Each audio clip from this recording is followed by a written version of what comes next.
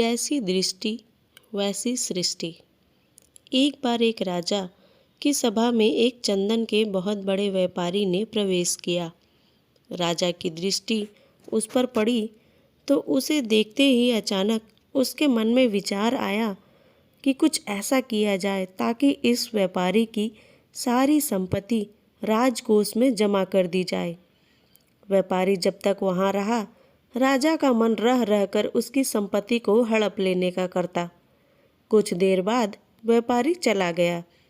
उसके जाने के बाद राजा को अपने राज्य के ही एक निवासी के लिए आए ऐसे विचारों के लिए बड़ा दुख होने लगा।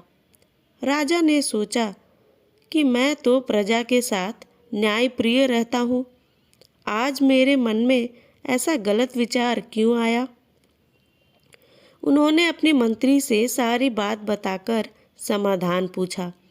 मंत्री ने कहा, इसका उत्तर देने के लिए आप मुझे कुछ समय दें। राजा मान गए। मंत्री विलक्षण बुद्धि का था। वह इधर उधर के सोच विचार में समय न खोकर सीधा व्यापारी से मैत्री गांठने पहुंचा।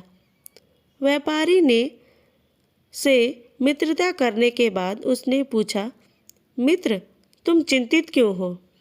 भारी मुनाफे वाले चंदन का व्यापार करते हो, फिर चिंता कैसी?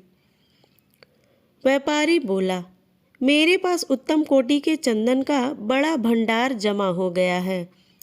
चंदन से भरी गाड़ियां लेकर अनेक शहरों के चक्कर लगाए, पर नहीं बिक रहा है। बहुत धन इसमें फंसा पड़ा है। अब हानि से बचने का कोई उपाय नहीं है।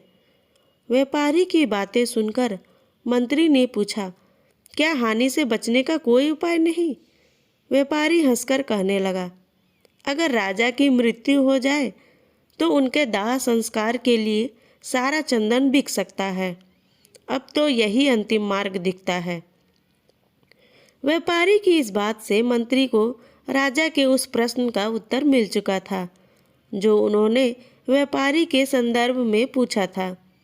मंत्री ने कहा, तुम आज से प्रतिदिन राजा का भोजन पकाने के लिए 40 किलो चंदन राज रसोई में भेज दिया करो। पैसे उसी समय मिल जाएंगे। व्यापारी यह सुनकर बड़ा खुश हुआ और प्रतिदिन और नकद चंदन बिक्री से तो उसकी समस्या ही दूर हो जाने वाली थी। वह मन ही मन राजा के दीर्घायु होने की कामना करने लगा ताकि राजा की रसोई के लिए चंदन लंबे समय तक बेचता रहे। एक दिन राजा अपनी सभा में बैठे थे। वह व्यापारी दोबारा राजा के दर्शन को वहां आया। उसे देखकर राजा के मन में विचार आया कि यह कितना आकर्षक व्यक्ति है, इसे कुछ पुरस्कार स्वरूप अवश्य दिया जाना चाहिए। राजा ने मंत्री से कहा, यह व्यापारी पहली बार आया था तो उस दिन मेरे मन में कुछ बुरे भाव आए थे और मैंने तुमसे कुछ प्रश्न किया था। आप आज इसे देखकर मेरे मन में के भाव बदल गए। इसे दूसरी बार देखकर मेरे मन में इतना परिवर्तन कैसे हो गया? मंत्री ने उत्तर देते हुए कहा, महाराज, मैं आपके दोनों ही प्रश्नों का उत्तर आज दे रहा हूँ। यह जब पहली बार आया था तब यह आपकी मृत्यु की कामना रखता था। अब यह आपके लंबे जीवन की कामना करता है। इसलिए आपके मन में इसके प्रति दो तरह की भावनाओं ने जन्म लिया है। दोस्तों, जैसी भावना अपनी होती है उसका वैसा ही असर दूसरे के मन पर भी पड़ने लगता है।